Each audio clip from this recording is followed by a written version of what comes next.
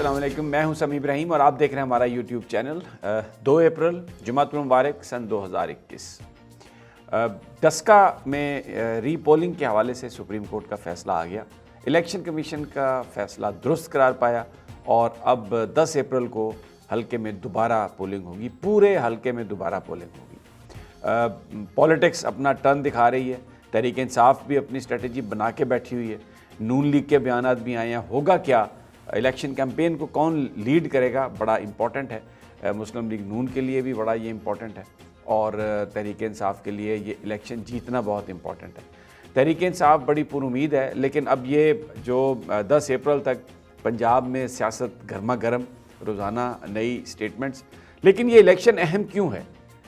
کیوں اس کو جو تحریک انصاف کی قیادت ہے، عمران خان صاحب نے یہ ہدایت کی ہے کہ الیکشن کو جیتنے کے لیے پورا جو پی ٹی آئی کا وہاں پر نیٹ ورک ہے، جو پی ٹی آئی کے نوجوان ہیں اور خاص طور پر سوشل میڈیا کو استعمال کر کے ہر نوجوان جو ہے پی ٹی آئی کا، اس کو فعال کیا جائے اس میں، کیونکہ یہ الیکشن جیتنا پی ٹی آئی کے لیے نہایت ضروری ہے۔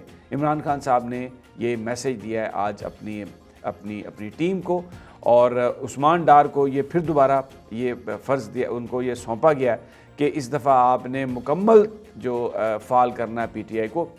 عمران خان اس لیے کہتے ہیں کہ یہ الیکشن بہت اہم ہے کہ اگر پی ٹی آئی یہ الیکشن جیتتی ہے تو جو پرسیپشن اپوزیشن نے بنایا تھا، جو پی ڈی ایم نے بنانے کی کوشش کی تھی کہ یہ حکومت اب عوام کی پذیرائی کھو چکی ہے اور بالکل لوگ مہنگائی سے تنگ ہیں، لوگ اس حکومت کا خاتمہ چاہتے ہیں، اس پرسیپشن کو ڈسپیل کرنے میں یہ الیکشن کی جیت جو ہے یہ بڑی مددگار ثابت ہوگی۔ عمران خان صاحب کا یہ خیال ہے اور انہوں نے کہا ہے اپنی پارٹی سے کہ آپ یہ الیکشن جیتیں۔ دوسرا، اس چیز کو بھی دیکھا جا رہا ہے کہ یہ فیصلہ کیا تحریک انصاف نے کہ مقامی طور پر ایڈجسٹمنٹ بھی اگر کرنا پڑے دوسرے سیاسی گروپوں سے تو وہ کرنے کے لیے تیار ہوگی۔ اور پیپلز پارٹی، کیونکہ جو پچھلا الیکشن تھا اس میں پی ڈی ایم کی تمام جماعتیں وہ شامل ہوئی تھیں آ کے بھرپور انداز میں الیکشن کیمپین میں، اور انہوں نے ووٹ بھی دیا تھا۔ تو اب کیونکہ اس وقت پیپلز پارٹی اور نون لیگ کے تعلقات آپس میں خراب ہیں اور پیپلز پارٹی کا ووٹ وہاں کو 5-10 ہزار سے زیادہ نہیں ہے حلقے میں، لیکن اگر یہ ووٹ نہیں پڑتا مسلم لیگ نون کی امیدوار کو تو اس کا براہ راست جو فائدہ ہے وہ ہوگا پاکستان تحریک انصاف کو۔ پاکستان تحریک انصاف اس بات کی بھی کوشش کرے گی کہ وہ کسی طریقے سے جو دوسرے کئی گروپس ہیں ان کے ساتھ بھی وہ بات کر کے ان کو اپنے ساتھ ملائے۔ ان میں خاص طور پر تحریک لبیک جو ہے، ان کے امیدوار جو ہیں ان کے بھی خاصے ووٹ تھے، کوئی تقریباً پہلے جو پولنگ تھی اس میں 14,000 تھے، پھر بعد میں جو پولنگ ہوئی اس میں فائرنگ اور یا دوسری چیزوں کی وجہ سے بہت سارے ووٹرز نہیں بھی آئے تھے، لیکن پھر بھی ان کے جو ووٹ تھے ان کی تعداد ہزاروں میں تھی۔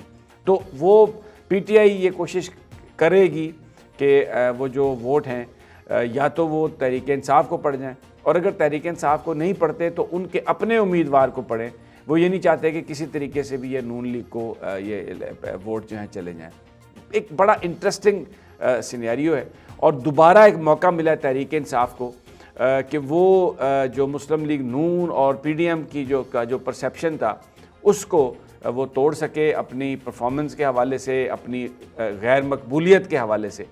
اب آنے والے دنوں میں پتہ چلے گا، چیف الیکشن کمیشنر نے سیکرٹری الیکشن کمیشنر کو لاہور بلوا لیا ہے، تعیناتیاں نہیں ہوں گی اور کیمپین بھی چلے گی ڈیفینیٹلی۔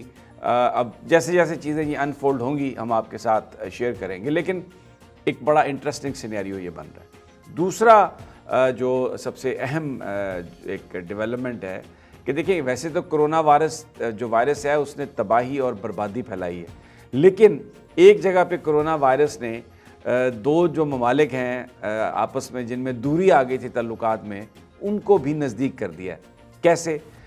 پاکستان اور سعودی عرب کی بات کر رہا ہوں۔ سعودی عرب اور پاکستان کے بیچ تعلقات تھوڑے کولڈ ہو گئے تھے، اور جو اس وقت جو صورتحال ساری چل رہی تھی، جو پاکستان کا موقف تھا کشمیر پر اور سعودی عرب نے ساتھ نہیں دیا تھا، پھر شاہ محمود قریشی صاحب کی سٹیٹمنٹ آئی تھی جس میں انہوں نے کہا کہ ہم ان کے بغیر ہی کر لیں گے سب کچھ اگر کرنے کی ضرورت پڑی۔ تو ایک بڑا تعلقات جو ہیں وہ تھوڑے کشیدہ تھے، اور پھر یہی وجہ تھی کہ سعودی عرب نے جو پاکستان کو امداد دی تھی اس میں سے انہوں نے $1 بلین واپس بھی مانگ لیا تھا جو پاکستان نے چائنا سے لے کر ان کو دیا. پھر جو آئل ریفائنری سعودی عرب نے لگانی تھی گوادر میں وہ بھی انہوں نے انکار کر دیا تھا. لیکن کرونا وائرس نے دونوں ممالک کو دوبارہ قریب کر دیا. وزیر اعظم عمران خان بیمار ہوئے تو جو پرنس محمد بن سلمان ہیں سعودی عرب کے جو ولی عہد ہیں اور پاورفل ولی عہد ہیں، در حقیقت وہی حکمران ہیں، انہوں نے وزیر اعظم عمران خان کو ٹیلی فون کیا. نہ صرف فون کیا بلکہ ان کو سعودی عرب آنے کی بھی دعوت دی جو انہوں نے قبول کر لی اور بہت جلد وزیر اعظم سعودی عرب کا دورہ کریں گے. پھر بدقسمتی سے ہمارے صدر عارف علوی صاحب کو بھی کرونا ہو گیا. وہ بھی اپنے کوارنٹائن میں ہیں، اپنے گھر میں ہیں، اپنی یعنی وزیر ایوان صدارت میں ہیں اور بالکل آئسولیٹڈ ہیں. تو جو سعودی عرب کے فرما رواں ہیں، جو بادشاہ ہیں شاہ سلمان، انہوں نے جناب صدر عارف علوی صاحب کو بھی ایک تہنیتی ایک خیریت کا ان کو پیغام بھیجا ہے، ان کی صحت دریافت کی ہے، ان کے لیے یہ کہا ہے کہ اللہ تعالیٰ ان کو صحت دے، ان کو جلدی ریکوری ہو. تو اب کرونا جو ویسے تو بڑی تباہی کا باعث بنا ہے، لیکن پاکستان اور سعودی عرب کے بیچ جو تعلقات تھے ان کو جو ختم کرنے کا جو ذریعہ بنا، جہاں پر رابطے ہوئے، گفتگو ہوئی، جسے کہتے ہیں کہ جس چیز نے اس آئس کو میلٹ کیا وہ کرونا وائرس نکلا.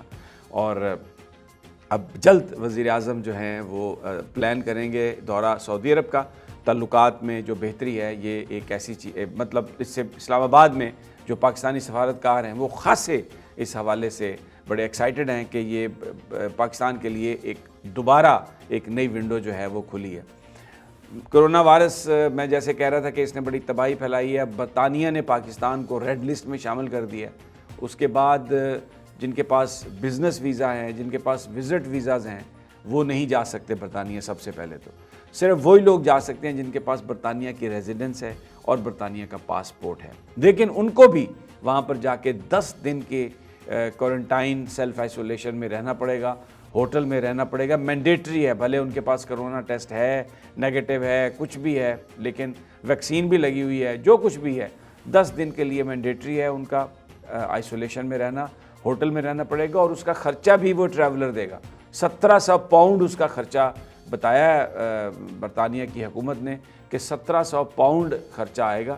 اور صرف آئرلینڈ اور برطانیہ کے جو شہری ہیں، جو پاسپورٹ ہولڈر ہیں یا جو وہاں کے ریزیڈنٹ ہیں، صرف وہ وہاں پہ جا سکیں گے. اور یہ خرچہ بھی ان کا کوارنٹائن کا، ہوٹل میں رہنے کا، وہ خود ہی وہ پے کریں گے. تو ایک بڑی مشکل صورتحال. حالانکہ یہ جو پاکستان میں جو آئی ہے وبا کی جو تیسری لہر آئی ہے، یہ اس میں بہت ساری کنٹریبیوشن برطانیہ کی ہے، کیونکہ وہاں سے ان کا جو ویریئنٹ ہے، جو ان کی جو وائرس ہے، بڑی خطرناک وائرس تھی، وہ لوگ بہت سارے لے کے آئے پاکستان میں اور پاکستان میں یہ تیسری لہر آئی. لیکن پاکستان نے برطانیہ سے پاکستان آنے والوں پر پابندی نہیں لگائی، برطانیہ نے پابندی لگا دی ہے. اب حکومت سندھ نے پچھلے 1 مہینے میں جتنے لوگ بھی کرونا کے مریض برطانیہ سے آئے ہیں ان کا ڈیٹا اکٹھا کرنے کا حکم دیا تاکہ اس بنیاد پر وہ پھر پاکستان سے، برطانیہ کی حکومت سے بات کر سکیں گے اور دنیا کو دکھا سکیں گے کہ برطانیہ کے اندر کرونا پاکستان سے نہیں گیا. ریڈ لسٹ میں جنہوں نے شامل کیا پاکستان کو، خیر اس میں فلپین بھی ہے، بنگلہ دیش بھی، اور بھی کچھ ممالک ہیں، لیکن پرٹیکولرلی پاکستان میں کرونا برطانیہ سے آیا تھا. دوستو اگلی ویڈیو تک اجازت دیجیے، انشاءاللہ جلد آپ سے ملاقات ہوگی. اللہ نگہبان.